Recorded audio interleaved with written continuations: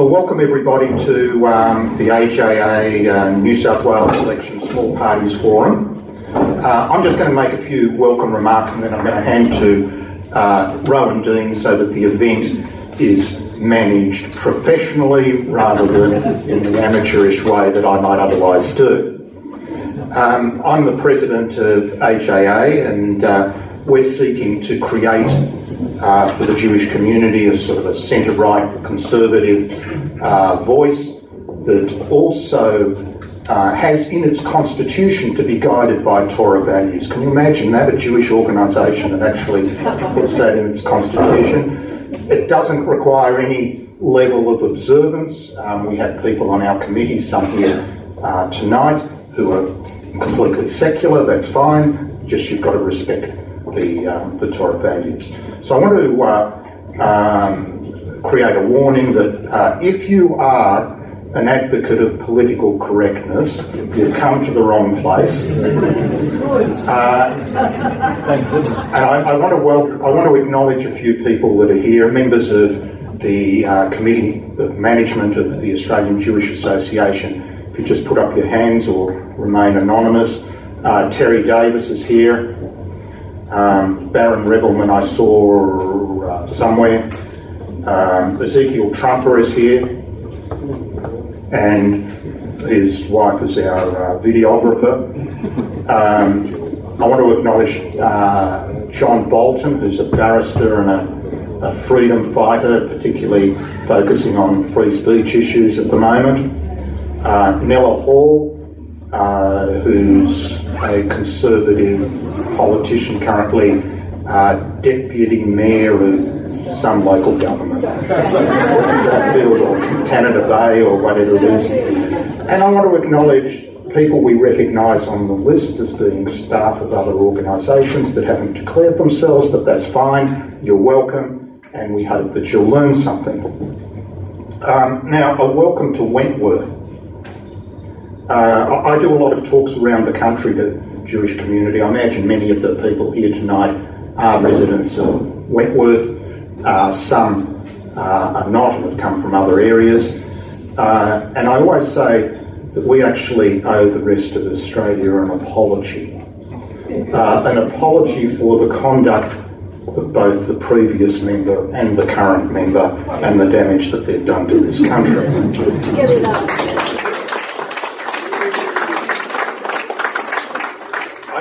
I did speak today to the previous member for Wentworth, Peter King, and I have his well wishes for the Conservatives that are here tonight. That's an interesting message. So Rowan is our Master of Ceremonies. He's the host of Outsiders on Sky News, Sunday mornings, a compelling program everyone should watch. Editor of the Spectator magazine.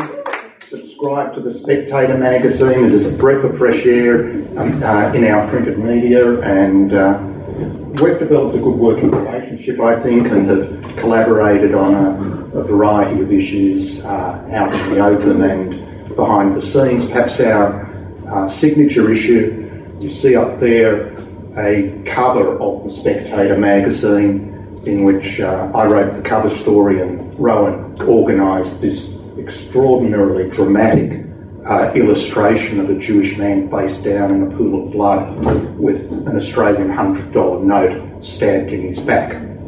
This is to illustrate the nexus between money and terrorism. Copies of the article are on the table at the end, and it was part of a campaign, and some of the people and their parties represented here were also part of that campaign to have Australia cut foreign aid, which was being used for terrorism, and we succeeded in getting a change in policy last year with $10 million of direct aid to the Palestinian Authority cut, and a great.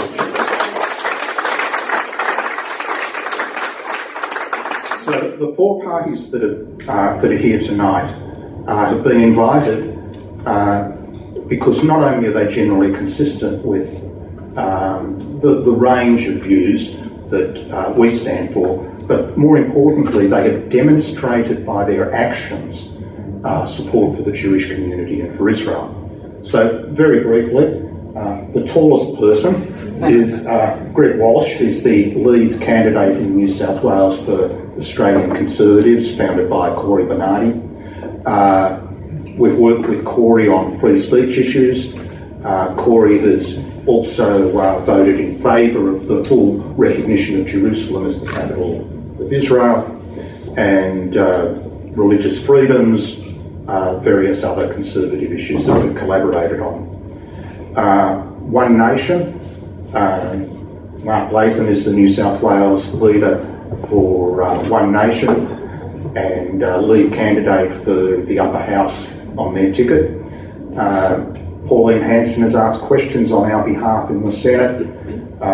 She was actually the one who moved the official recognition of the definition of anti-Semitism, the International Holocaust Remembrance Alliance definition that was disallowed by the government. An extraordinary move in the Senate. And I'm going to tell you something about Mark Latham that's not widely known, although it is a matter of public record. Mark had a supporters page on Facebook. I don't know how many people it accumulated. It was some tens of thousands. And it was infiltrated by anti-Semites and started getting these adverse messages. And one day I saw a message come up under his name saying that he finds this intolerable, unacceptable. And so I contacted Mark and I said, is this really you, or is this people playing games? And it was really him, and he took down his own supporters page because people that infiltrated it that were making anti-Semitic comments actually speak louder than words.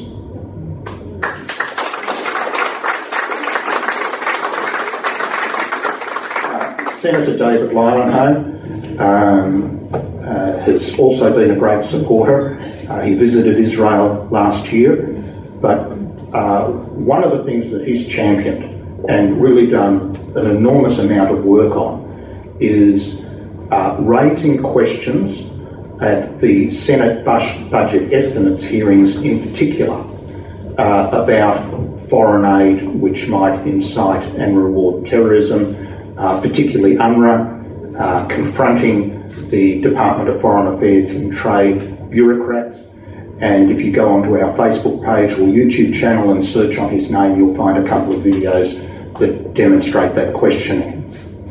And finally, but certainly not least, Fred and Sylvana Nile, Reverend Fred Nile, well known, obviously committed Christians, but incredibly supportive of the Jewish community in Israel. They showed enormous respect for Jewish traditions, and in fact, in their own wedding, they incorporated certain Jewish themes to the point that their minister, I think, I don't know if this is true or not, said, is this a Jewish wedding or a Christian wedding you guys are having? That's right. So that's all I want to say. I'll leave it to Rowan Dean to manage the event, and thank you for coming.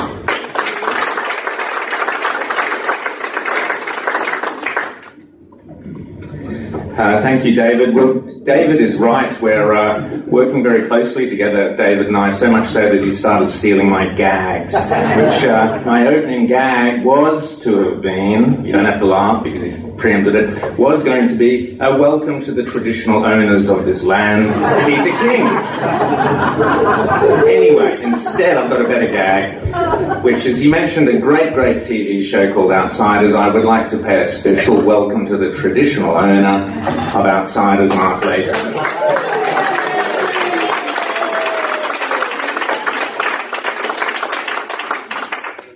Okay, so what we've got tonight is basically a game of musical chairs. There's a lot to like about all these people, but probably one of them, possibly two of them, won't be sitting in the New South Wales upper house. Maybe three of them, maybe four of them, I doubt it. But certainly probably one, two, or maybe even three will be.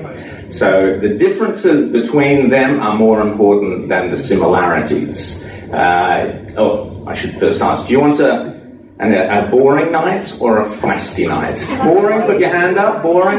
Oh, damn. Okay. Feisty, anyone? Hey, okay. Well, we've got some very feisty people here, ready, and don't I know it. So, the important thing is all of them share tremendous respect and affection for Jewish values, as David was saying. All of them will be fantastic if they get into the New South Wales upper house. That's a given.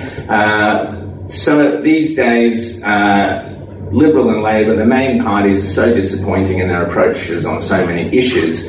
So it's not really about where they stand against Liberal and Labor, we know that, but it's where they stand, the fine differences, the fine details, where they stand on issues that you, as a voter, would decide, well, you know, I like them all, but I can only have 3, or I can only have 2, or whatever it is. So we'll rip into it. We're going to start by asking each of them. Now, we have Sylvana and Fred Nile. Now, they're not going to be allowed to cheat, so they're not allowed to both get a go on every question. That doesn't work. So I'm going to alternate, or even worse, I'm going to choose the one that I think is going to give the most interesting answer, or the feistiest answer. Here, so Fred, you can there's a seat out the back there. You can grab a beer and relax and take it easy. But let's kick off. So, the rules are, they're all going to make a short speech, an introduction starting with David at the end there, David Leyonhjelm, 3 to 4 minutes, or less if I get bored. The moment I'm bored, I say, that's it, sit down. So we'll start with David Leyonhjelm. Give him a hand.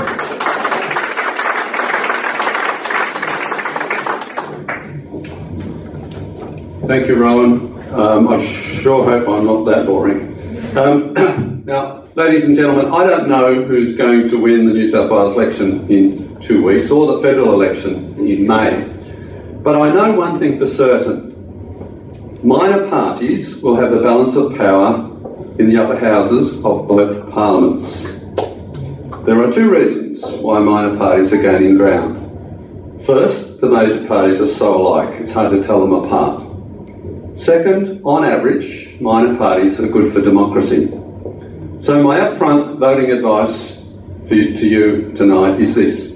Vote 1 for the Liberal Democrats, but give your second, third, or even your 4th preference to another minor party, perhaps one of these represented here tonight, before you vote for a major party. So what's wrong with the major parties? In a nutshell, one wants to spend billions of your dollars on what it thinks is important. The other one also wants to spend billions of your dollars, but says it knows better what's important. They're both spending our money, or promising to spend it, to buy our vote. Neither is saying, let's not spend it at all, or let's spend less of it, so that taxes don't need to be so high. You need a minor party like mine to say that. Let me give you an example. This is a federal example because I've been a senator up until very recently, but the point applies to the state government as well. The federal Liberal government has increased a lot of taxes. It increased GST on low-value imports, superannuation taxes and the passenger movement charge, imposed the major bank levy and the diverted profits tax, increased tobacco excise by a huge amount, and reintroduced fuel tax indexation. It also introduced a mass of national security bills which made us all less free and no more safe. It allowed snoops to access our metadata, passed a law to force software companies to allow access to encrypted software. There's no escaping Big Brother. Labor supported all of those and now wants to increase taxes by a further $50 million a year. So what we have is a government that increased a multitude of taxes and an opposition that supported this multitude of increases and now wants to increase a multitude of other taxes. Limiting your choices to Liberal and Labor is like being in a cannibal's cooking pot and having a choice between being boiled slowly or quickly. Not all minor parties are better though, some are batshit crazy. In this election, there's something for everyone, even Socialist Alliance. But I don't mind if people vote for the Socialist Alliance, because if they didn't, they'd vote for the Greens. If the vote is split, hopefully neither of them will win. I have a lot of experience with the minor parties in the Senate. When I was elected in 2013, there were 8 minor party senators, with the government needing 6 for a majority. After the 2016 election, there were 10, with the government needing 8. So I've had plenty of opportunity to see them in action, holding the balance of power. An example is company tax cuts. These were blocked by the minor parties, unfortunately including One Nation. The Liberal Democrats and the Australian Conservatives both supported the cuts. They were blocked, and that was a bad outcome. But the debate over company tax cuts was far more nuanced than would have occurred if the government or the opposition had had a majority. The minor parties facilitated a debate which would not have otherwise occurred and forced the government to justify itself. And it was a close vote. So instead of the usual government and opposition garbage, we got serious arguments. Similar things have occurred with electricity prices, renewables, submarines, Murray-Darling, broadcasting reforms and so on. Now my party, the Liberal Democrats, oppose the endless taxing and spending, bribing us with our own money. We want to get the government to get its hand out of our pockets and off our backs. If that's something you're looking for, we'd love to have you vote, because you won't get it if you vote for a major party. Thank you very much. Thanks, David. Now let's jump the order around a little bit. Fred Nile, up you come.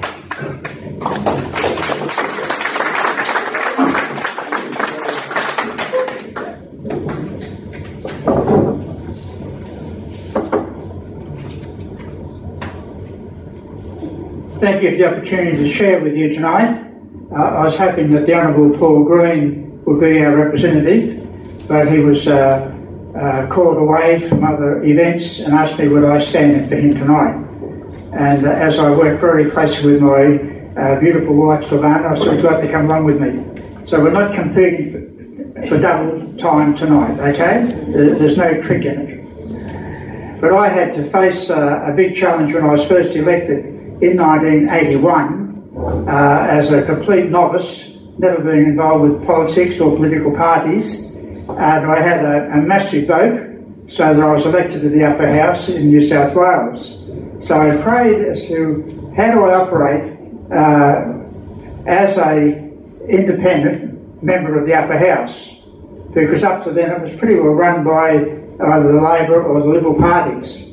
And so as I prayed about it, I came to certain conclusions. One was that I should respect the mandate of the elected government. That's a bit controversial, because most of the minor parties bare their teeth and tear into the government, whoever they may be, Labor or Liberal. But I felt I should be here to actually help them to govern better. I can't control them, but to use that influence. And I was amazed as a result of that. This is over the years of Labor governments and Liberal governments, and people like Bob Carr and so on, who had a different ideology. But we came to a meeting of minds where I could discuss where I did not agree with the Labor bill or Liberal bill that was being proposed, and I had objections to it. This is before we voted on it, to say I would like that bill to be amended. And then if you accept my amendments, then I will vote for your bill, because I had the balance of power, so my vote was very important. And so sitting down and discussing things privately, quietly, I had a lot of agreement, and quite often 5 of my proposals became amendments to Labor bills and later to coalition bills, which all of them improved the bills dramatically. A lot of it I was focusing on was what I call the human interest. So when the government was leasing some government instrumentality, and they were going to make a lot of money to go into the state budget, Liberal budget, I would say, well, what's happening to all the employees when this is being sold off to some massive company, could even be an overseas company? And they said, well, that's not our problem. That'll be the problem of the new owner. I said, well, I don't agree with that. So I came up with this concept of guaranteed employment for those workers for 5 years. And the government said, oh, no, you can't do that. That makes it unfinancial. No, we want to make money out of this deal. And I said, well, that's my price for voting for your bill, whether it was leasing, poles and wires, whatever it may be.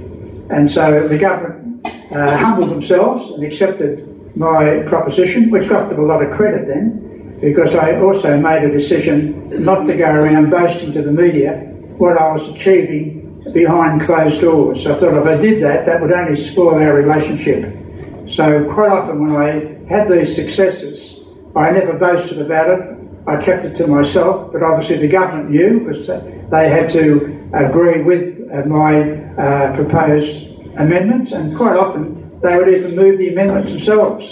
So I could just stand back away from the whole controversy, and the government would get the credit. But the people who benefited were the workers of New South Wales. They were the only workers in Australia who had guaranteed employment for 5 years. Nobody in Australia had that. So I was very pleased to use that balance of power in that way, as I said, as a novice, not having been involved in politics before. But I thank the Lord that I've had the opportunity often of having the key vote on some of the measures, particularly the Aboriginal Land Rights Bill. When that came up, I felt as a Christian I should vote for that. And I had letters from all my supporters, from hundreds of them, saying if you vote for that bill, particularly from farmers who are worried if we have an Aboriginal Land Rights Bill, the Aboriginal will come in and put a claim on my farm. And say, Fred, I'll lose my farm. I said, no, the bill's very carefully written. It's only Crown land, not private land, and so on. So I tried to pacify them, but still they weren't very happy with it. And so they threatened, if you do vote for it, then we'll never vote for you again. So somebody did a calculation. We think you lost half of your votes, Fred, in voting for that Aboriginal Land Rights Bill. But I could sleep at night, and the bill was passed. And I didn't intend this to happen, but I then became a great friend of the Aboriginal people of this state. And they said, well, Fred's the only one that stood up for us. And so we and we have a wonderful working relationship right now, where I work very closely with Aboriginal land councils and put up other proposals to the government, and often those proposals are supported as well. So all's not gloom and doom in politics. It is possible to achieve a lot of good, and I hope and pray that our upper house candidate, Paul Green, will be re-elected. He's been there for 8 years. We've worked together as a very close team, the two of us, exercising this balance of power, and I believe we can do it again in the new session of Parliament if Paul is re-elected. So thank you very much for letting me speak to you tonight.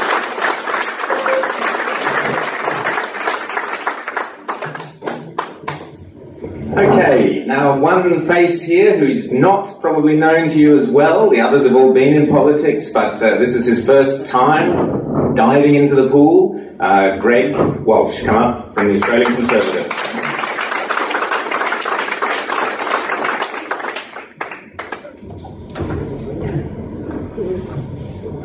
Thank you, Rowan. Okay, so I thought it would be better to me to keep it fairly informal. So I just wanted to talk to you about why I got involved. As Rowan said, most of you probably don't know me, and so you're interested, I'm sure, as to why I've actually stepped forward to be a political candidate. So one of the things that's been motivating me for years is the issue of religious education. I did my doctorate on this topic of how religious schools should be regulated under anti-discrimination legislation, how they should be protected. And many of you might probably know that there's been major threats rising against religious schools, religious universities. Last December, the Sex Discrimination Act was almost amended due to hasty commitments made by Scott Morrison during the Bethel by-election to amend the Sex Discrimination Act. And what this would have meant that religious schools and universities would have been unable to impose a detriment on a range of grounds, including things like homosexuality, gender identity, and other grounds as well, which would fundamentally undermine the ability of religious schools to have protected their identity. So you'd have, say, a 16-year-old boy identifying as a girl, and the religious school would have to accept this boy was now a girl, and treat them that way. So that raises enormous problems from our point of view, from a traditional religious point of view, to force a religious school to accept that someone is of a different sex than they actually are biologically. So it's a major threat there. There's also concerns at a government level in terms of the government just becoming too much involved in our in our life. In terms of freedom of speech threats, this is a very significant one that we're facing. So many will see there's many examples now that we can point to. There's Sonia Kruger, there's Andrew Bolt, there's a Catch the Fire case now in Victoria, the QUT student, Bernard Gaynor. The list goes on and on with these enormous threats that we have to freedom of speech.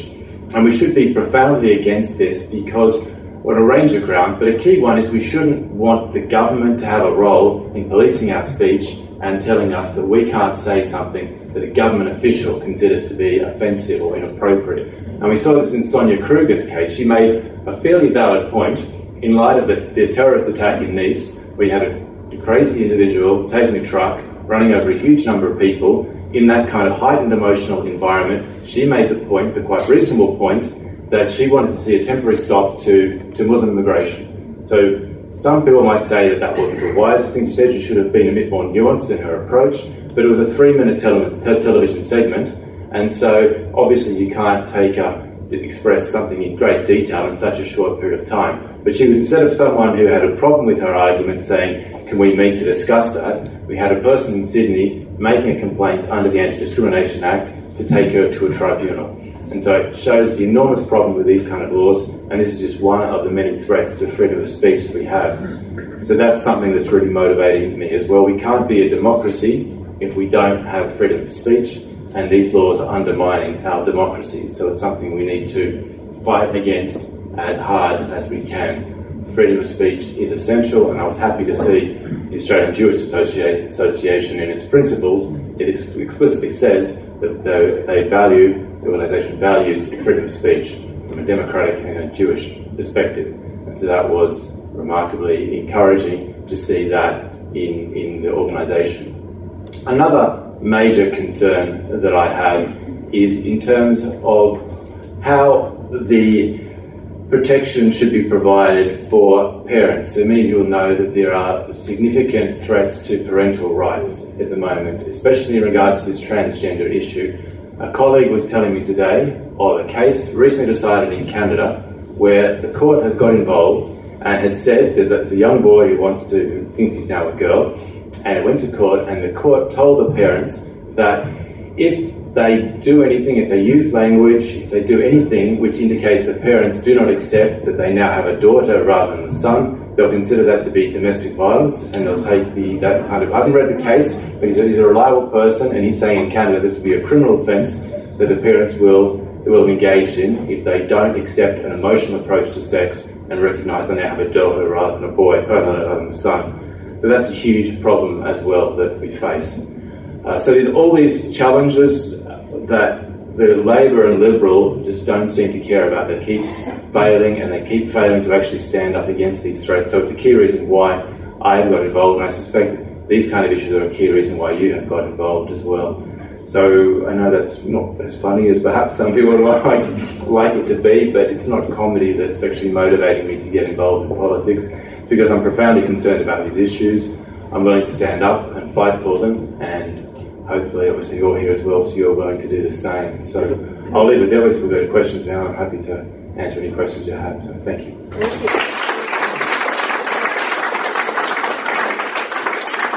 And now, of course, someone who needs no introduction, Ross Cameron. Oh, sorry. I always confuse the two of them.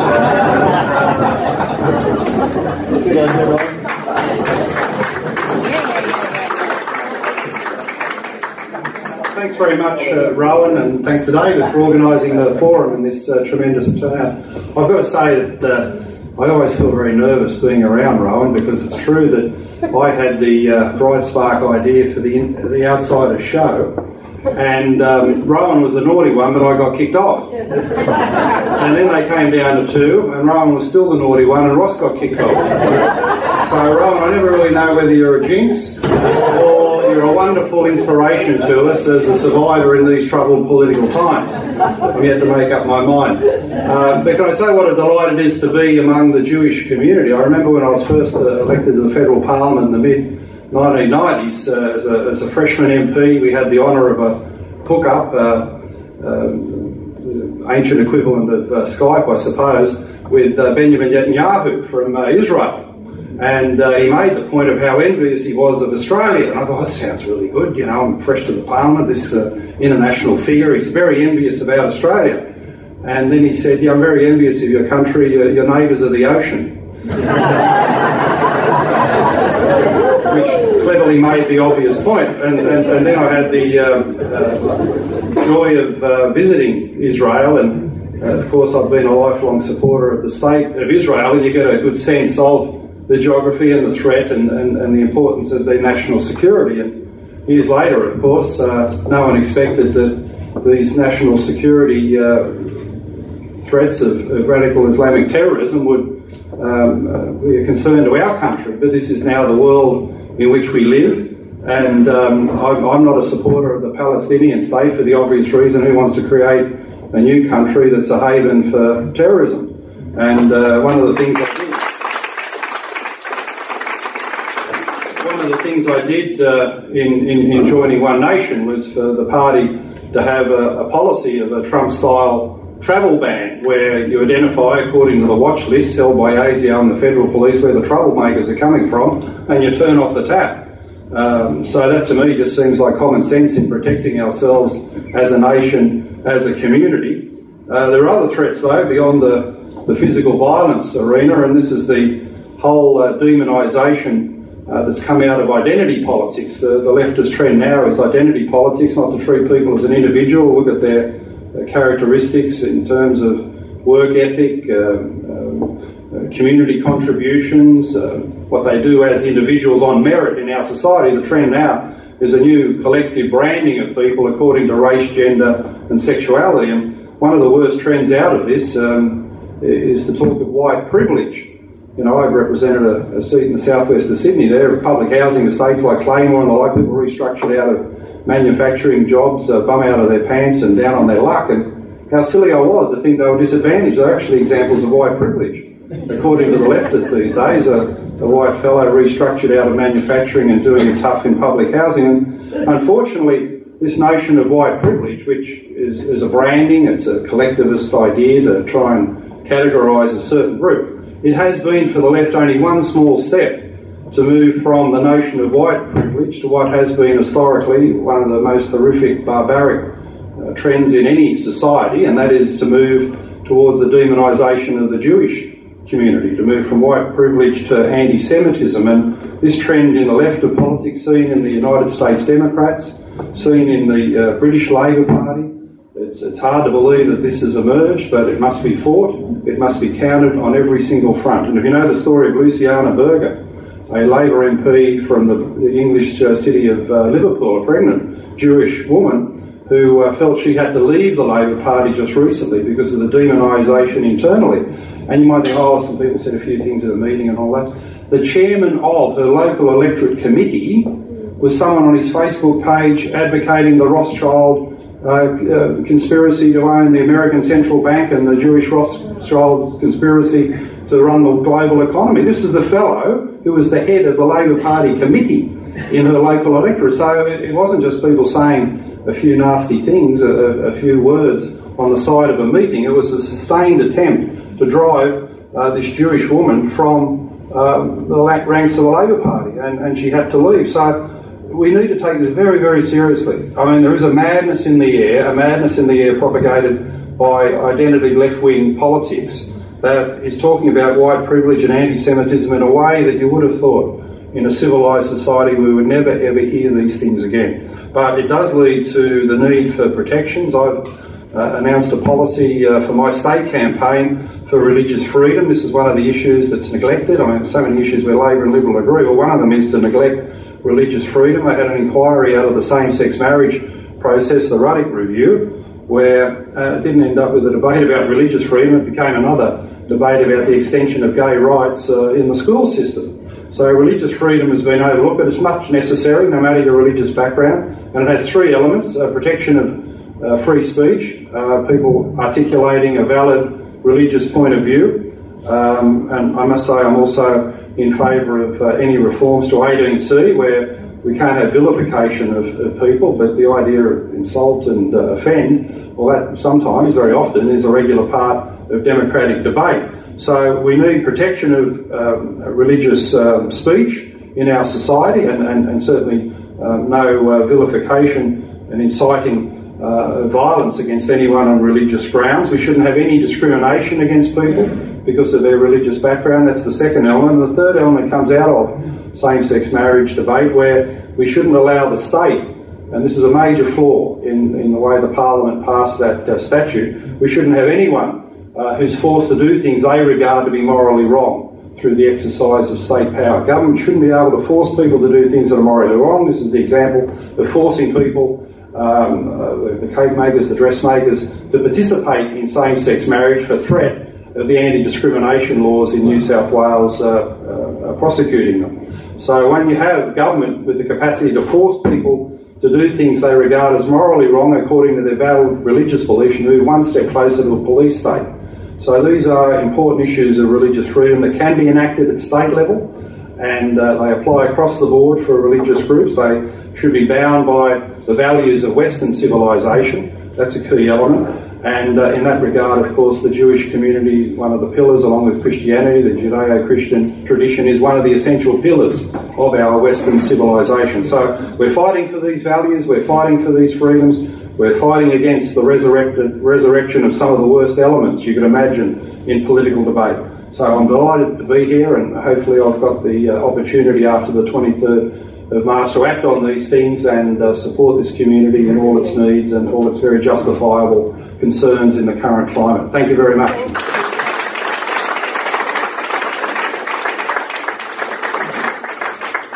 Okay, we've got lots of topics to rip into, and obviously some issues are, it's a state election, but there are issues that go beyond just the representation of at state level to, I guess, the values as well of the candidates. So what we're going to do is we've got several topics which I think are all of great interest to you all. So we're going to start off. I'll just ask each of them to give us a few sentences on their thoughts on that, and we'll get a bit of a debate going. After that, there will be time later for questions from the audience on any and all of the topics. So we've got 5 main topics to get into. So we'll kick off. David will pass the microphone to each of them, but I'll get Fred to start off. I'm going to ask you all, actually, anyone prepared to put up their hand and say they do not believe in climate change? Human caused or natural? Just, do you believe in climate change? You can qualify when I get to you, but I don't. So there you go. But you're right, David, that is the key question, is how you define it. Okay, so David, I'll start with you. You'll answer that question on your thoughts on climate change and on energy. What would you do as a New South Wales Upper House Member of Parliament to get our electricity prices down?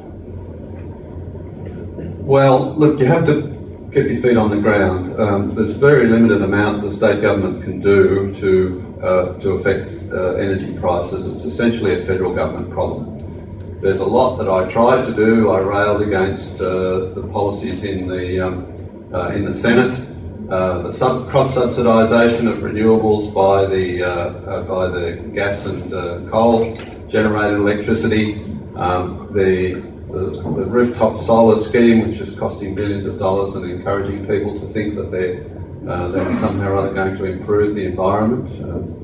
They're not doing that at all. I've got to the point now, I don't think it's solvable at the state level, quite frankly. I don't think there's much you can do. But I'm almost at the point, the Liberal Democrats are total free market supporters. And yet, the energy situation is so bad, and it needs fixing, and the reason it's so bad is because the government has comprehensively screwed up policy with the various things it's doing, particularly discouraging investment in new baseload generation and cross-subsidising between the methods. That I'm almost at the point where I'm prepared to make an exception in the case of the government priming the pump, in the case of new generating capacity. And so the Queensland LNP members of Parliament who are saying the government really does need to invest in new generating capacity. Perhaps it need not be putting taxpayers' money in as equity, but it might be an off-take guarantee or something like that. that may well be required to generate or to get the supply of electricity. So you're prepared to sell out a key Liberal National Party, Liberal Democrat idea of free enterprise and state intervention into the energy market? The single biggest concern of most people when you start talking finance is electricity prices. Yeah. Maybe this is a prosperous area, so maybe it's not so common in this area. But get beyond the goat cheese curtain, and you really are finding out how important electricity prices are. An obvious way to fund a new coal-fired power station, of course, is to sell snowy hydro too. What on earth is the government putting money into that for? Let me just rephrase the question. Do you believe that anthropogenic global warming is leading to the imminent destruction of the planet, and that Australia should do everything within its power to do our bit to save the world from catastrophic climate change? Is that an easy question to answer? The climate always changes, but humans have got nothing to do with it.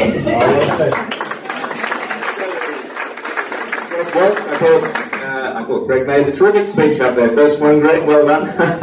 Not enough gags, like I said. Greg, tell us, what would you, as an Australian Conservative, do? Now, Corey Bernardi is on record as saying he does not believe in climate change. Did your hand go up?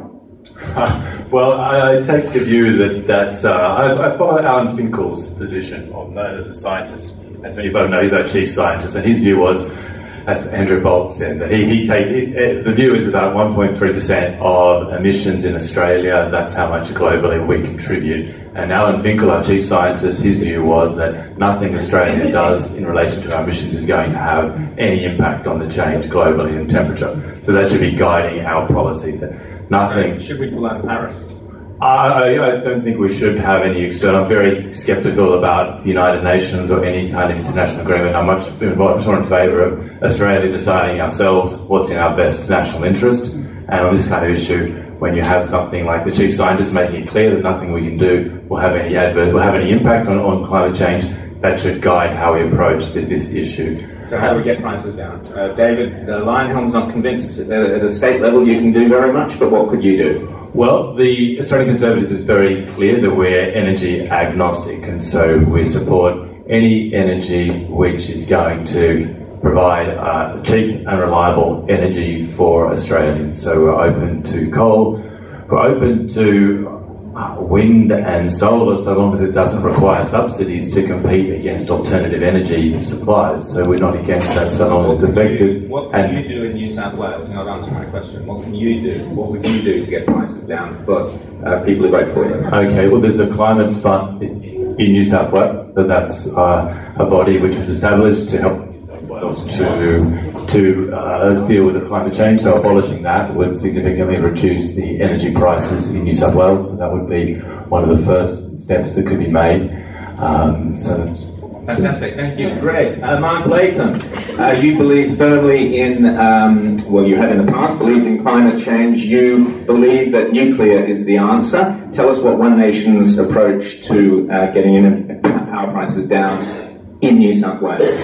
Well, there's a little bit of warming, as you know, Rowan, but the world's not about to end, and the key thing is to help people with affordability and reliability of prices. So we've got a number of policies. One is to abolish the electricity tax in New South Wales. Every year the government, through the electricity distributors in this state, collects $300 million, which is passed on to consumers. So that's on average $85 a year for every consumer and business paid in the equivalent of an electricity tax. We'd abolish that. The fund itself doesn't report anymore. It had no impact on emissions, and it now doesn't even have a report on what terrible or negligible impact it actually has. So it's a fund that's collecting money with no outcome, no report, and we should get rid of that $85 electricity tax. We would end the state government commitment to Paris, because Paris is a very bad deal for Australia. We would end the state government and Labor Party commitment to 100% renewable. Labor has said they'll legislate for a carbon-free New South Wales economy, which eliminates coal jobs, aluminium, most of the manufacturing, and is obviously dreadful news for the prosperity of the state. The Liberal Party is not much different. They won't legislate, but they've got Don Harwin there who's greener than the Greens, and he's got a target for a carbon-free New South Wales economy with the same terrible impact on industry and jobs. So we would get rid of the targets, the subsidies, and the thing we would do to liberate the energy sector, because if you increase energy supply, of course the prices come down over time. We would end the ban on uranium mining in New South Wales, we'd end the ban on nuclear power in New South Wales. Would you like to see a nuclear power station in New South Wales? Well, yeah, the technology is available for smaller modular reactors that have got the flexibility to power up a new industry in Western New South Wales. Why aren't we doing that? They're safe.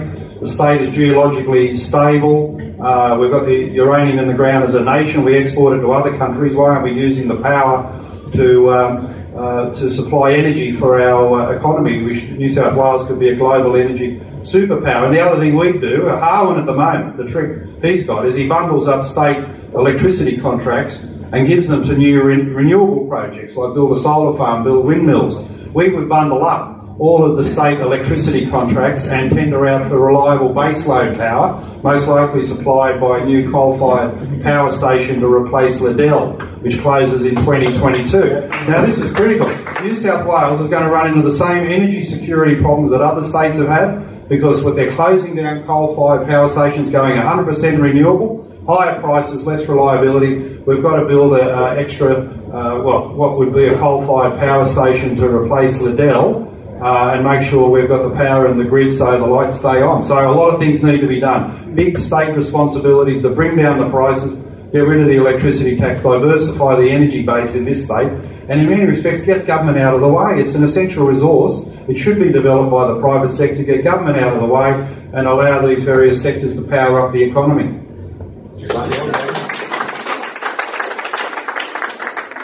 Always good to listen to Mark, it's great.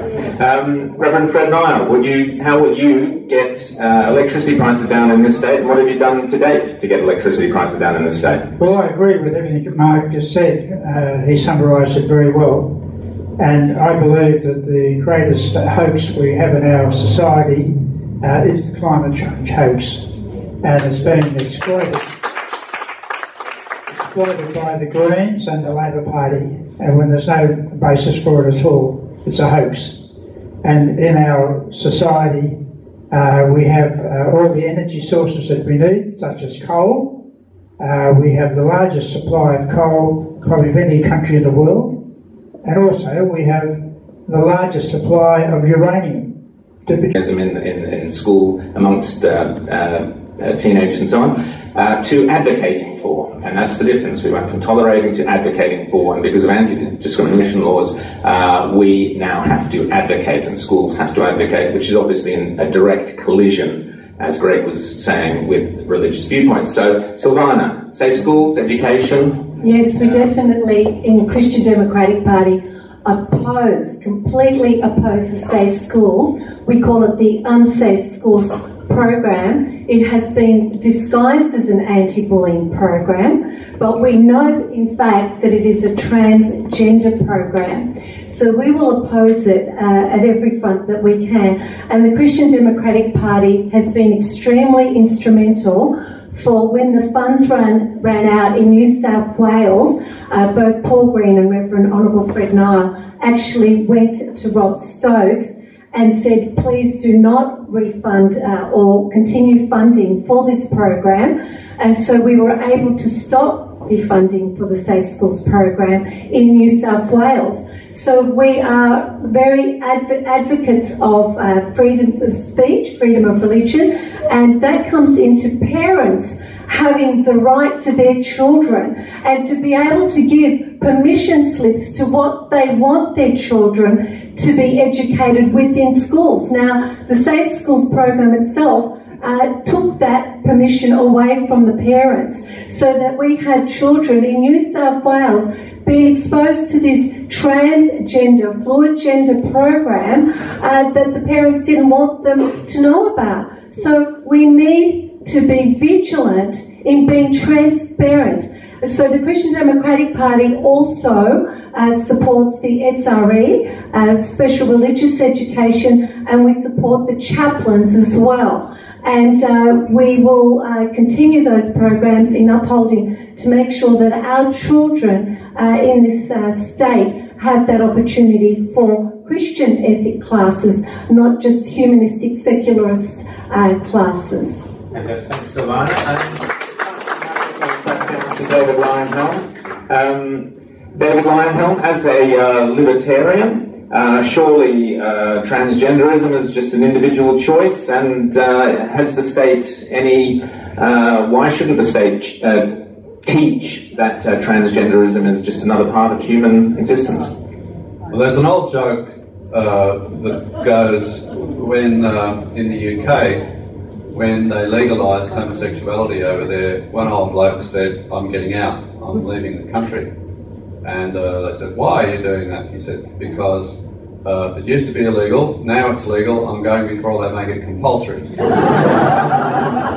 The problem is that's almost not a joke anymore. What is a personal matter, your sexual preference, is now becoming a public matter. People are turning it into a public matter. Although I must admit I'm finding it pretty funny that the feminists are fighting with the transgenders. It's, who's the biggest victim is a pretty funny debate going on. And I quite enjoying that. But libertarians say fundamentally these things are private, personal choices. They are not affairs of the state. And also the raising of children, the decisions as to what your children do and how they grow up is a matter for parents. It's not a matter for the government. So we would keep the state right out of it. Now, within the next 2 weeks, my 6th alternative budget will be published in the Financial Review. In that, there will be a fair degree of consideration of state finances as well as federal finances up to date. I've concentrated on the federal budget. One of the issues that I'm proposing is that there be a substantial change in the way education is funded. It's jointly funded at the moment by both the Commonwealth and the states. But there are large numbers of bureaucrats, both in the Commonwealth and state, who never see kids, never teach kids, have no involvement, and there really is no justification for them staying there. You can run a school perfectly well without legions and legions of bureaucrats pushing paper in offices. If the schools are run by churches, the schools are run by community groups, the schools are run by religious organisations, or all sorts of community-minded people, you don't need all those bureaucrats. What the state needs to do, what the government needs to do, is to make sure nobody falls through the cracks. And they can do that via a voucher system. Now that idea was invented by Milton Friedman, who was a Nobel Prize-winning economist. He said, assign the money to the children, and wherever their parents decide those children are going to go, the money follows them. So if they choose to go to a private school, fine. If they choose to go to a community school, fine. But the government doesn't even have to own schools at all. Now imagine if the government didn't own schools. They couldn't tell you what to do. They'd be out of it. Thank you, David. Great. So the transgender issue is something that seems to have come to light very, very recently, just in the last few years. This movement has come about that it's not our biology that determines whether we're a man or a woman, but it's our emotions. And I don't have a huge problem with that if it's an adult who's making that decision, but I have a massive problem when it's a child who's making that decision.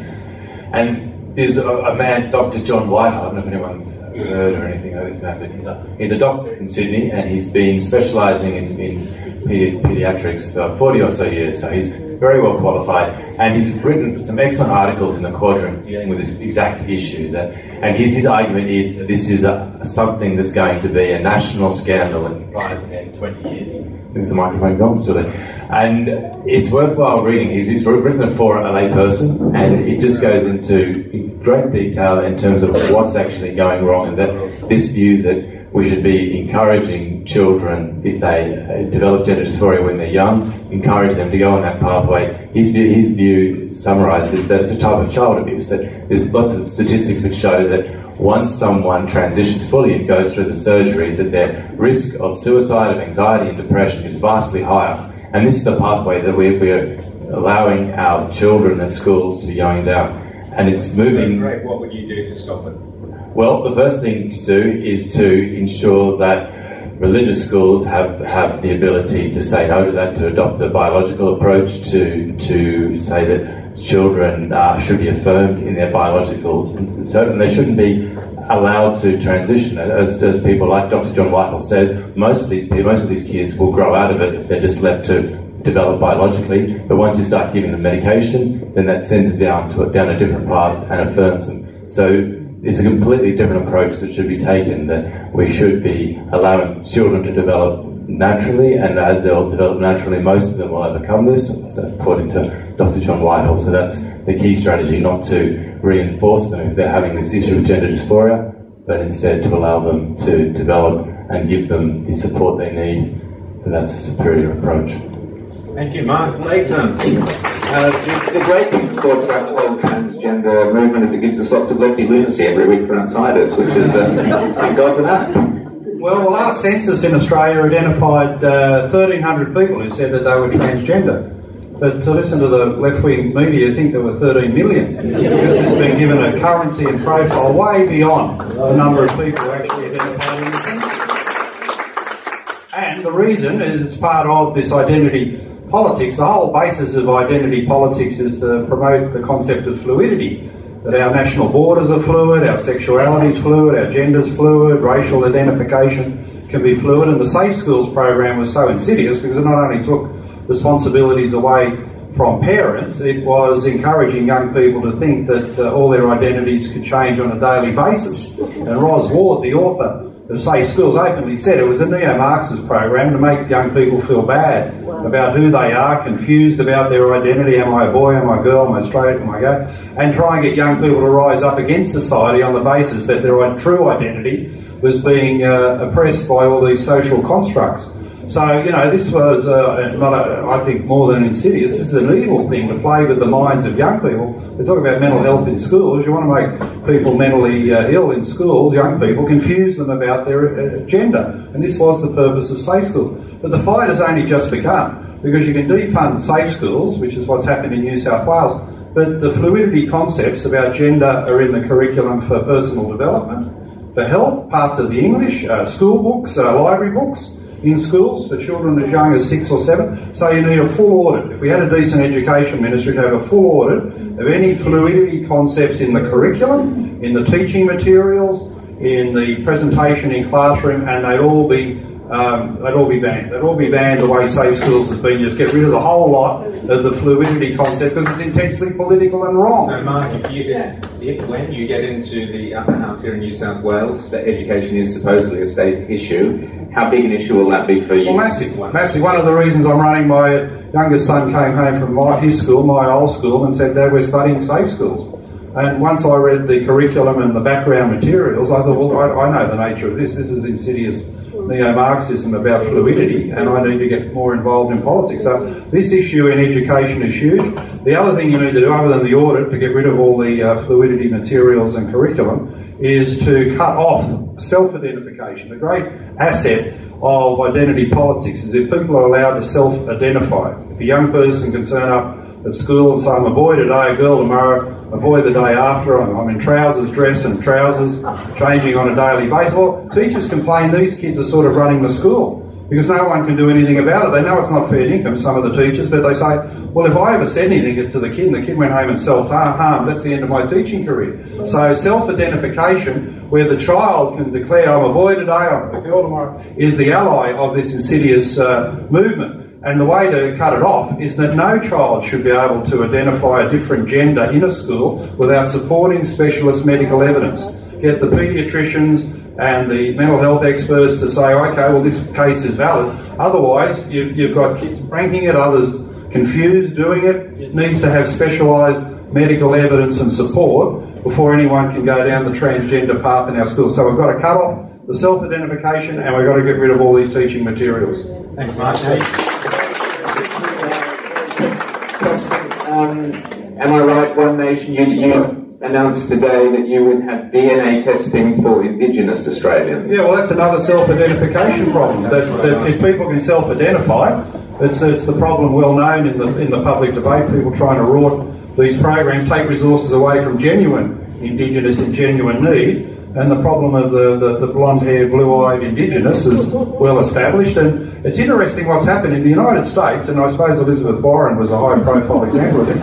In the United States, the Indian Americans have embraced DNA testing to say, we just want the people who are feeding Indian heritage so we can dedicate the resources to the people who really need it. And the people who are freeloading on the system and rorting it are actually diminishing our identity. And they've been very hostile about Senator Elizabeth Warren, who I think is 1,024th Indian. She said that was enough. And they're saying, well, you're debasing the currency of our true identity and encouraging other people to come in who aren't Indian to try and access the various programs. So why can't we use the technology? DNA ancestry testing is becoming very common, affordable, and it should be used in our country as well, just as it is in the United States. African Americans are using it in the United States to see who's genuine and who's not. So I think it's a useful way, and again, it cuts the self-identification system out. This is the great ally of fluidity in the left. You cut out the self-identification and rely on scientific evidence,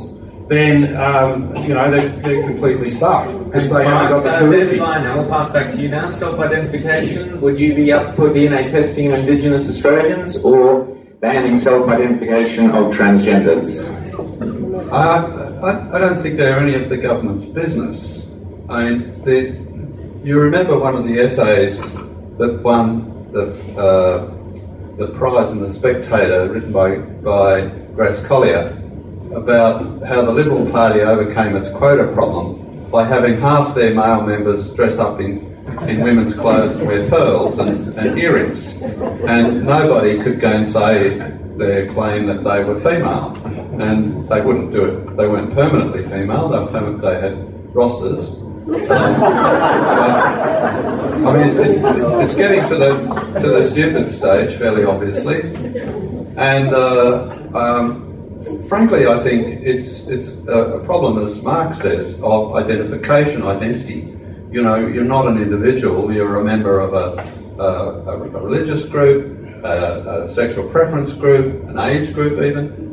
We are individuals, and libertarians, which is the basis of the Liberal Democratic Party, we say we don't recognise any of those things. And we've got very, very strong roots with the civil rights movement of Martin Luther King. Remember his famous speech when he said, I look forward to the day when my little children are judged by the content of their character, not by the colour of their skin.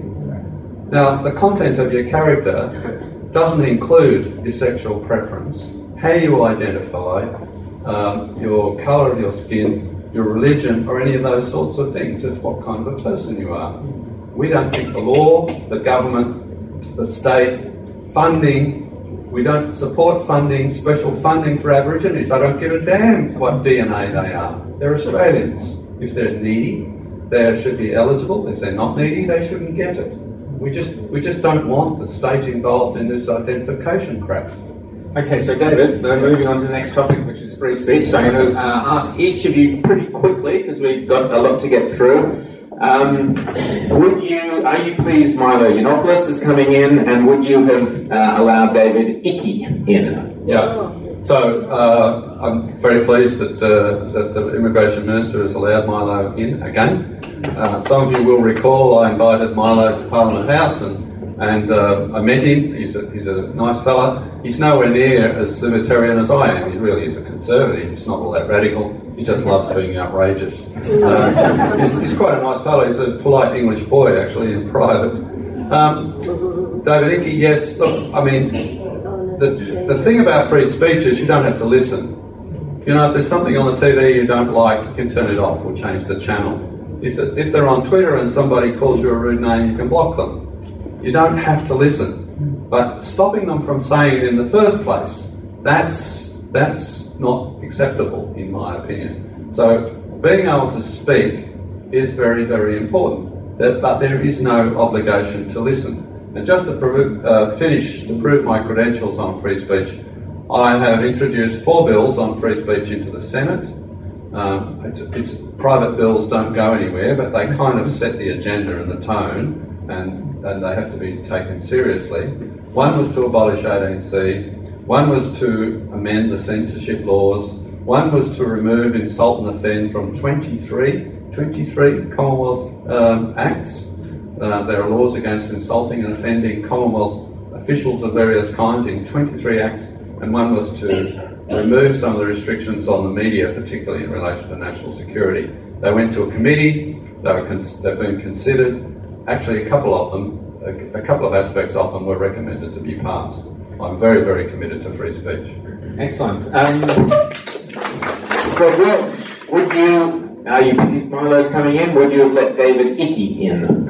I'm very pleased that Milo's come in. I've watched a few of Milo's videos. I actually went to one of his shows a year and a half ago. I've never heard him say anything that's inciting violence. Maybe you know anything, but I've never watched or read anything to say that he actually wants to incite people to commit violence against other people. And that, for me, is the dividing line for free speech. What someone says is offensive, as David was saying, then you just ignore them, or you try and debate reasonably with them to try to convince them otherwise. But if what they're saying is not a deliberate intention to try to incite someone else to commit a violent act, I don't think they should be prohibited legally in Australia, and they shouldn't be prevented from coming into Australia. So that's my general approach the government should take to any individual who wants to come here temporarily or permanently. If they're not deliberately trying to incite violence, that should be the dividing line. Is Holocaust denial inciting violence? Well, my view is if they're just denying something that's a matter of a fact, then it's not violence in itself. We can debate the issue with them and explain that.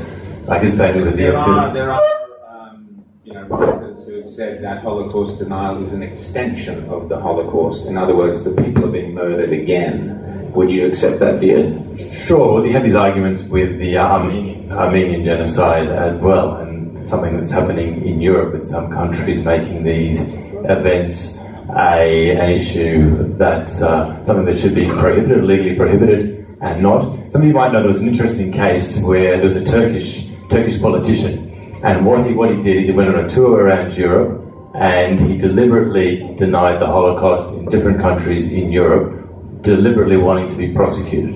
And the government knew that was going to happen. It was only when he went to Switzerland when they finally did that and he was prosecuted, and he used it as a way to promote himself, to increase his profile. So it's an illustration of how these laws can actually have the opposite effect of what people want, that individuals who have inappropriate views about denying the Holocaust or other historical events, that laws that criminalise these individuals can have the opposite effect of actually giving them a higher profile, a higher platform. And so that's an example why those laws are not ones that we should necessarily support.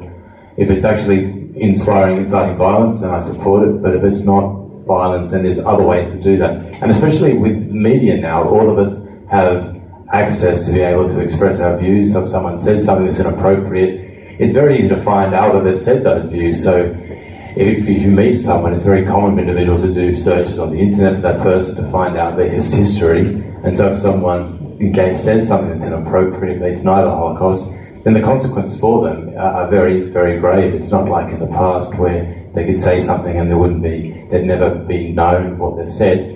Now when someone says something, it's permanently there. Okay. So I think that changes things. Thank you very much, Greg. Now I'm going to ask, we all know Mark Latham not only is free speech, he lives and breathes free speech, as I know and as all his fans know. The Milo question is a simple one for Mark. I imagine the David Icke question is as well. Mark, you're obviously pleased Milo's... Yeah, the last time Milo was here, I kissed him. And it was my only only sexually fluid experience in my entire life. I can assure you, and it was on the cheek. So, Milo's mainly an entertainer, very funny man, and such a flamboyant live wire. I saw his show in Sydney, and making fun of politics, which is his art form. I laughed for 45 minutes, his sort of stomach was sore from laughing. He's such a funny man, so he's got to come in. With the Holocaust deniers, I mean, they're such a sad, ridiculous case. I find that once they talk, It convinces more people of the horror of the Holocaust, and this is the point about free speech, that the power of the rebuttal and allowing others to debate them is a very important way of educating people about truth. And to expose Holocaust deniers for what they are, I think always ends up in favour of a reminder of the horror of what the Holocaust was, and I don't think we've got anything to fear from lunatics. Mark, two questions. What's the bigger danger to free speech in this country, 18C or defamation? Well, they sort of work together. 18C is insidious state-funded prosecution mechanism, and defamation is sort of privately funded lawfare to target people and put them through the expense of defamation and the insecurity of it. I've been through it. I assume David's still going through it. It's a political tactic. And I think there should be some changes to defamation law to stop people using as a deliberate political tactic to try and silence their opponents. Well, I'd certainly have a look at it. But one of the issues in terms of state jurisdiction is that they're increasingly using the federal court. Because in the state jurisdiction you get a jury judged by your peers. They're less likely to go down the left-wing path of lawfare. So they're using the federal court with a single judge who's got your whole fate in his hands. And these are often left-leaning judges, and they'll find in favour of the people suing and against their targets on political grounds. So I think the big problem is in the federal court. Laws of 20D, I think it is. Do you approve 20D, and what do you think of defamation laws? Are we losing our free speech in We are losing our free speech. What have you done, or what do you do about it? Because I've been sued 5 times, and when they sue you, just to rub it in, they have another section which says, and if you tell anybody what we're doing to you, we'll increase the defamation. And I thought, yes, have to suffer in silence. So you're the first people I told. I've been sued 5 times. And one of those was the chief censor, because I criticised her decision on some of the stuff that she was letting through. So, as a great example of free speech, she then sued me. And I had to work out how do I get out of this. And she said, well, I'm happy to cooperate. You give me $30,000 and we'll call it quits. So I had to draw $30,000 out and give it to her. And she then dropped the defamation. So that's how it's used. It's an evil weapon that's been used in our silence, to silence well-meaning people who are standing up in our society for Christian values, Jewish values, good things, and so on. Okay, let's now move on to something a little bit more local. Tony Adler wants to build a tunnel under the Spit. David Leyonhjelm, where would you build a tunnel in New South Wales if you had the money at your disposal? Is that the only choice? How else would you spend it? So what's the problem? Okay, traffic congestion in the eastern suburbs is obviously a particular relevance to the audience here. Is it a concern to you?